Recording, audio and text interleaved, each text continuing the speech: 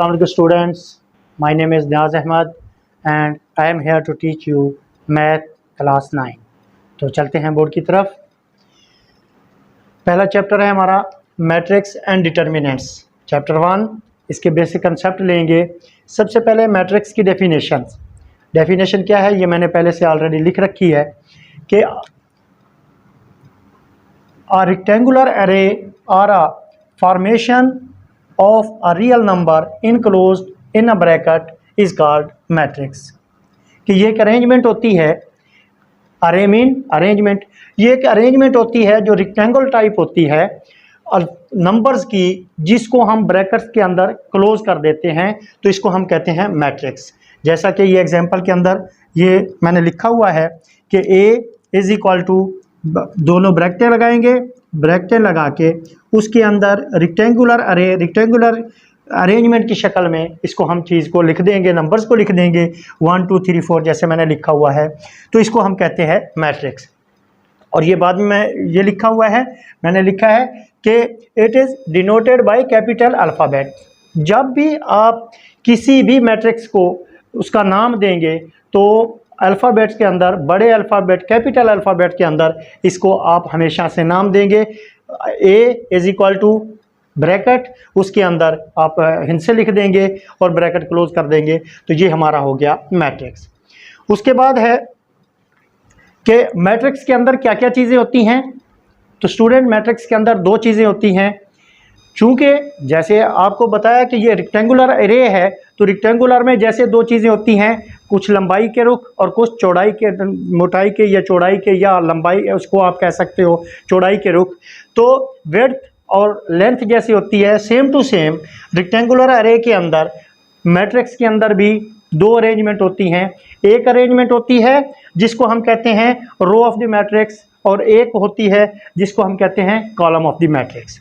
तो row of the matrix the entries present in horizontal way are called row of the matrix. ऐसी entries जिनको हम horizontal वे में लिखेंगे वो हमारी होंगी, उसे कहेंगे ये हमारी रो ऑफ द मैट्रिक्स है। And the entries present in vertical way are called column of the matrix. और वो वाले एंट्रीज जो हमारी कॉलम की शक्ल में होंगी उसको हम कहेंगे कि ये हमारी कॉलम मैट्रिक्स हैं जो वर्टिकल की होंगी।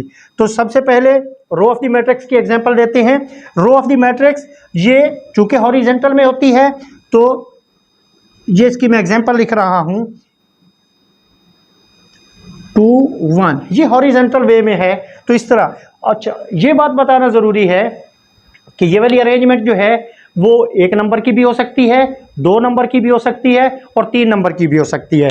जैसा कि ये मैंने 2 नंबर की अरेंजमेंट लिखी है और एक 3 नंबर की अरेंजमेंट लिखेंगे 1 2 3, और एक 1 नंबर की अरेंजमेंट लिखेंगे ए। तो ये सारी की सारी जो हैं ये रो को ज़ाहिर कर रही हैं, हॉरिजेंटली वे आपके ये हमने लिखा हुआ है, तो ये हमारी रो होगी। उसके बाद है कॉलम। तो कॉलम के अंदर आप एग्जांपल देंगे, तो कॉलम की एग्जांपल के अंदर भी सेम, ये 1 नंबर का भी हो सकती है अरेंजमेंट, 2 नंबर की भी अरेंजमेंट हो सकती है, और इसी तरह से 3 नंबर की भी अरेंजमेंट हो सकती है। तो इसको कहेंगे, जो भी चीज़ हम इसकी जितनी भी एंट्रीज होंगी, अगर वो वर्टिकली डाउनवर्ड, वर्टिकली हम उसकी अरेंज कर देंगे, तो ये हमारा कॉलम ऑफ द मैट्रिक्स बन जाएगा। उसके बाद नेक्स्ट है स्टूडेंट्स कि ऑर्डर ऑफ द मैट्रिक्स। चूँकि हमने लिख दिया, कॉलम भी लिख दिया और रोज भी लिख दी, तो उसके बाद उसका ऑर्डर की तरतीब हम पढ़ेंगे कैसे, इसको लिखेंगे कैसे। तो कोई भी कॉलम हमारे पास आ जाता है, कोई भी मैट्रिक्स हमारे पास आ जाता है, तो उसको हम ऑर्डर कैसे पढ़ेंगे। फॉर एग्जांपल, हमारे पास एक मैट्रिक्स आ गया 2 1 3 1 2 1, ये ए मैट्रिक्स है हमारे पास। तो इसको हम लिखेंगे कैसे। तो सबसे पहले इसकी नंबर ऑफ़ रोज़ लिखेंगे कि इसके अंदर नंबर ऑफ़ रोज़ कितनी है। तो ये चूँकि हॉरिजेंटली हमारी नंबर ऑफ़ रोज़ होती हैं, तो इसको मैं R1 लिख दूंगा, इसको R2 लिख दूंगा। तो 2 हमारे पास रो है स्टूडेंट्स, और कॉलम कितने हैं, कॉलम में वर्टिकली जो हमारे कॉलम होंगे तो इसके नाम हम दे देते हैं, ये कॉलम 1 है, ये कॉलम 2 है और ये कॉलम 3 है। तो 2 रोज हैं और 3 कॉलम्स हैं, तो इसको हम लिखेंगे, पहले हमेशा रोज लिखते हैं, नंबर ऑफ रोज लिखते हैं, तो ये हमारा नंबर ऑफ रोज 2 है, और उसके बाद बाय लिख के और साथ ही नंबर ऑफ कॉलम लिखते हैं, तो ये हो गया हमारा इसका ऑर्डर। इसी तरह से एक और एग्जांपल लेते हैं, इसके अंदर अगर एक हमारा मैट्रिक्स है, उसके अंदर 2 1 2 1 है, तो स्टूडेंट इसके अंदर 2 रोज हैं, 2 कॉलम्स हैं, तो इसलिए इसका ऑर्डर 2 बाय 2 लिखेंगे। नेक्स्ट है equal matrix. Student equal matrix चूंकि एक तो हो नहीं सकता, कम से कम 2 होंगे, कम से कम 2 ऐसे मैट्रिक्स जिनका ऑर्डर, 2 आपके पास मैट्रिक्स ए मैट्रिक्स है और बी मैट्रिक्स है। ए मैट्रिक्स का जो ऑर्डर है सेम टू सेम अगर वही बी मैट्रिक्स का ऑर्डर है, तो इसको हम कहेंगे कि ये इक्वल हैं। और साथ दूसरी शर्त भी है कि उनकी जो करॉस्पॉन्डिंग एंट्रीज होती हैं वो भी इक्वल होनी चाहिए। दोनों चीज़ें जब होंगी तो इसको हम इक्वल मैट्रिक्स कहेंगे। मिसाल के तौर पे अगर मेरे पास एक ऑर्डर है ए मैट्रिक्स, इसका ऑर्डर है 2 1 1 3 और बी मैट्रिक्स है वो 1 + 1 2 - 1 1 + 0 1 + 2, अगर इस शक्ल में भी दे दिया जाए, लेकिन चूंकि 1 और 1 कितना बनता है, 2 बनता है, तो इसको ये 2 हो गया और 2 में से 1 गया, 1 हो गया, 1 + 1 0 1 और 1 + 2 = 3। तो ये देखिए इसकी क्रॉसपॉन्डेंस एंट्री कैसे हम कहेंगे कि ए की जो पहली एंट्री है, पहली रो की पहले कॉलम की पहली एंट्री, वो बी के अंदर पहले रो की पहले कॉलम की पहली एंट्री के बराबर होनी चाहिए। इसी तरह से मैट्रिक्स ए की जो रो की दूसरी एंट्री है वो दूसरी एंट्री के बराबर होनी चाहिए, और जो सेकंड रो है इसकी जो पहली एंट्री है वो बी के पहली एंट्री के बराबर होनी चाहिए, और इसी तरह से रो की दूसरी एंट्री जो है वो बी की दूसरी एंट्री के बराबर होनी चाहिए। तो स्टूडेंट्स इसका ऑर्डर भी सेम हो गया कि ऑर्डर इसका 2 बाई 2 है, 2 बाई 2, और इसका भी ऑर्डर 2 बाय 2 है। इसी तरह से इसकी क्रॉसपॉन्डेंस एंट्री भी सेम होगी 2 2 1 1 1 1 3 3, तो इसलिए ये हमारा हो गया इक्वल। इसको कहते हैं इक्वल मैट्रिक्स। तो स्टूडेंट इसके बाद हम एक्सरसाइज पे चलते हैं। तो एक्सरसाइज के लिए हम बोर्ड तैयार करते हैं। तो स्टूडेंट्स एक्सरसाइज 1.1 पहला सवाल है कि फाइंड ऑर्डर ऑफ मैट्रिक्स। तो हमने बड़ी अच्छी तरह से इसको पहले पढ़ लिया है, तो हम जल्दी जल्दी इसका ऑर्डर लिखते जाते हैं।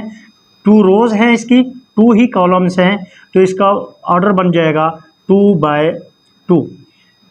दूसरे का 2 रोज़ हैं, 2 कॉलम्स हैं, तो इसका भी बन जाएगा 2 बाय 2। इसकी 1 रो है, 2 कॉलम्स हैं, तो 1 बाय 2।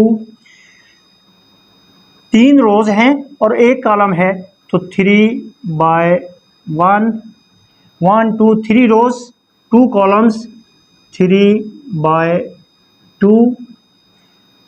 1 रो 1 कॉलम, 1 बाय 1। 3 रोज़ 3 कॉलम, 3 बाय 3। 2 रोज़ 3 कॉलम, 2 बाय 3। तो ये इसका हो गया ऑर्डर ऑफ मैट्रिक्स। उसके बाद है फाइंड इक्वल मैट्रिक्स।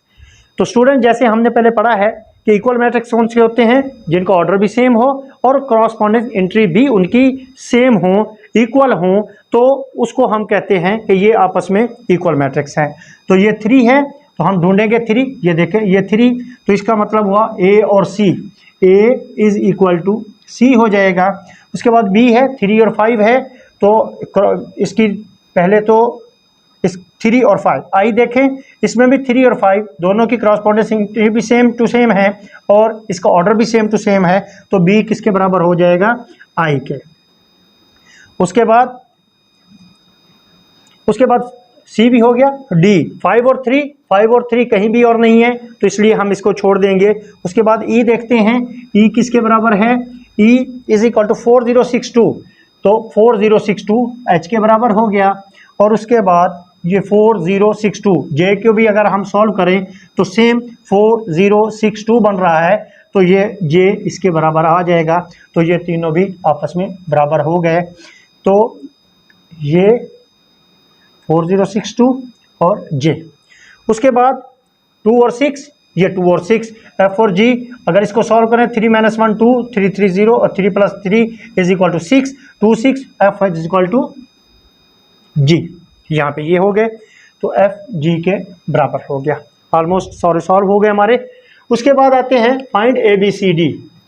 तो स्टूडेंट एज यू नो के इक्वल मैट्रिक्स हैं, दो मैट्रिक्स हैं इक्वल हैं, जब इक्वल है तो उसकी क्रॉसपोंडिंग एंट्री इनकी इक्वल होंगी। तो हम इसको इक्वल कर देते हैं, इज इक्वल टू 0, ये हमारी इक्वेशन नंबर 1 बन जाएगी। और सेकंड जो है वो a + 2b, मैं थोड़ा सा गैप दे के कर रहा हूँ ताकि वहाँ पे हमें यहाँ पे हम इसको सॉल्व कर सकें। उसके बाद है c - 1 इज इक्वल टू 3 के होगा, और 4d - 6 2d के होगा। 4d - 6 is equal to 2d के होगा। तो स्टूडेंट इसको सॉल्व करते हैं। ये देखिए, सबसे पहले वो वाली एंट्री निकालेंगे जहाँ पे सिर्फ एक हमारा अननोन हो, बाकी सारे नंबर हो। तो c अननोन है, -1 है, -1 दूसरी साइड पे जाएगा, इज इक्वल टू के दूसरी साइड पे जाएगा प्लस हो जाएगा। c इज इक्वल टू 3 + 1 हो जाएगा, तो c इज इक्वल टू हमारा हो जाएगा 4। ये वाला c, इसकी वैल्यू यहाँ से पुट करेंगे a के अंदर, तो a + का 4 है, प्लस का 4 इसकी में पुट कर देंगे, तो इज इक्वल टू 0 हो जाएगा। a इज इक्वल टू 4 दूसरी साइड पे चला जाएगा, तो -4 हो जाएगा। a की वैल्यू भी हमारी आ गई और c की वैल्यू भी हमारे पास आ गई। उसके बाद ये चूंकि a की वैल्यू हमारे पास है -4 पुट करेंगे, plus 2b is equal to -7 के, ये 4 उधर चला जाएगा, तो 2b is equal to -7 plus का 4 हो जाएगा, तो ये हो जाएगा 2b इज इक्वल टू -3 की हो जाएगा, और b इज इक्वल टू -3/2 हो जाएगा। इसको स्टूडेंट्स आप -1.5 भी लिख सकते हैं। तो ये b की वैल्यू भी हमारे पास आ गई। उसके बाद d की वैल्यू है, d इधर लेके जाएंगे, हिंसा उस साइड पे लेके चले जाएंगे, 4d - 2d is equal two plus का 6 हो जाएगा, तो 2d इज इक्वल टू 6 हो जाएगा, और d इज इक्वल टू 6/2 हो जाएगा, और d इज इक्वल टू 3। तो स्टूडेंट इस तरह से हमारे अननोन हमारे आ गए। अगले लेक्चर के लिए इंशाल्लाह फिर हाजिर होंगे। तब तक अल्लाह हाफिज़, अपना ख्याल रखिएगा और चैनल को सब्सक्राइब जरूर कर दीजिएगा। अल्लाह हाफिज़।